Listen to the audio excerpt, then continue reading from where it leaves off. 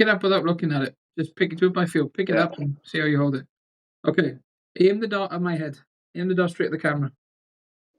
Okay. Now the first thing I want you to do, remove your ring finger.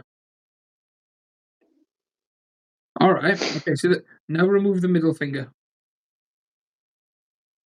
Look what just happened. Yeah. So as you remove them, the pointers kick in a little, like that. A Mm-hmm. little bit over there. You need to find even pressure.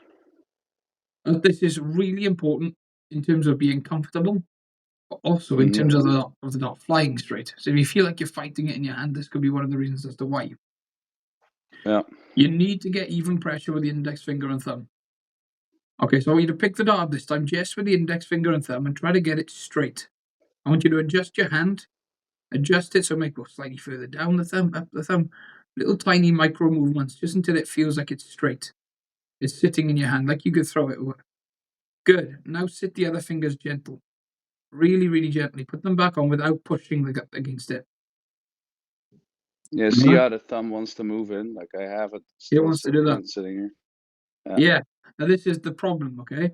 So if you start doing this, if you're starting to push against this, so if I'm doing this and I push it straight, okay, the dart is now straight in my hand, but I'm adding pressure to the top side of the dart, which in turn will put pressure on the thumb. Sorry, the index finger. Right here. Now, when you throw a dart, these fingers always come off first, or when you start to go through, sometimes they come off early. They'll always kick like this. The thumb, the weight of the thumb pushing, the index pushing as well. And even though the flight will straighten it up, it will always push the dart slightly to the 5 every single time. So not just will it feel uncomfortable, you'll probably hit a lot more 5s with your first dart. You have to do this without throwing, firstly. So you have to sit there and just figure it out. Try to get this even, then get them resting. Then remember the placement of those fingers continuously, all the flipping time, which is kind of what I've started to develop a little bit. But continuously.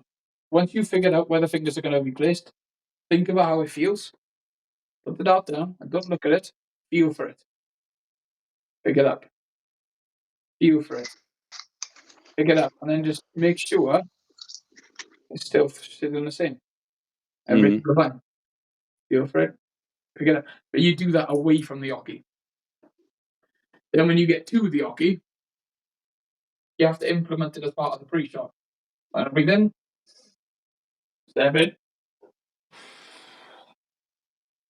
Head forward. Now I'm holding all 3 darts exactly the same. Just move the camera a little bit. That's a big, big thing with this. Make sure you hold every dart exactly the same. So I like to hold on the flight.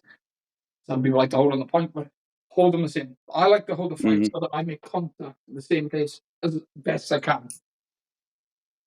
And I don't like it down there. Then I'm sort of lifting this hand as well. Try to keep it about by here. Feel for it. Straight through. Feel for it. Or I won't pick it up if it doesn't feel right here. If I adjust by here now, if this goes wrong, feel for it again. I have to get it right there before I pick it up. But you have to learn that away from throwing the dart. Practice the even pressure. Think about how it feels and look at where the fingers are placed. Learn to feel for it. Feel for it. Feel for it. Over and over again. And I would do that without throwing.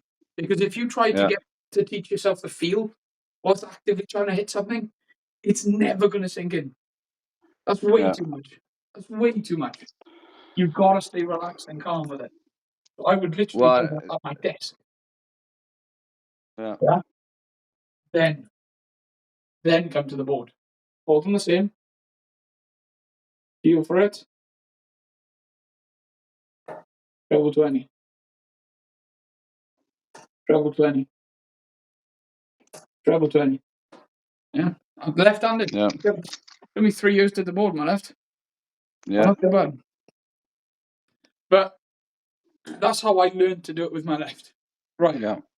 Now, I want you to look at the back of your hand and look at this muscle just behind this gap right here.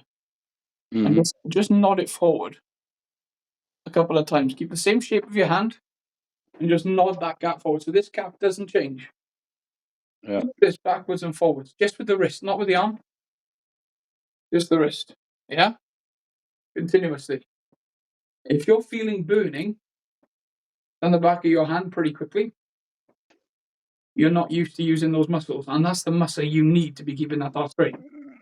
Yeah. Yeah, I feel the tension in it when I do it. 100 times a day. 100 a day. 20 times, 5 times a day. This. All the time. Yeah. This muscle needs to get stronger. So this stays rigid, more rigid. It stays tall. If this bit stays tall and you keep the dart down the thumb, then you're going to have more pressure on the dart from the thumb, because the further down you go with the thumb, the more weight is imparted to it. The more weight you're holding. Then you keep this firm. Then the flick can become this.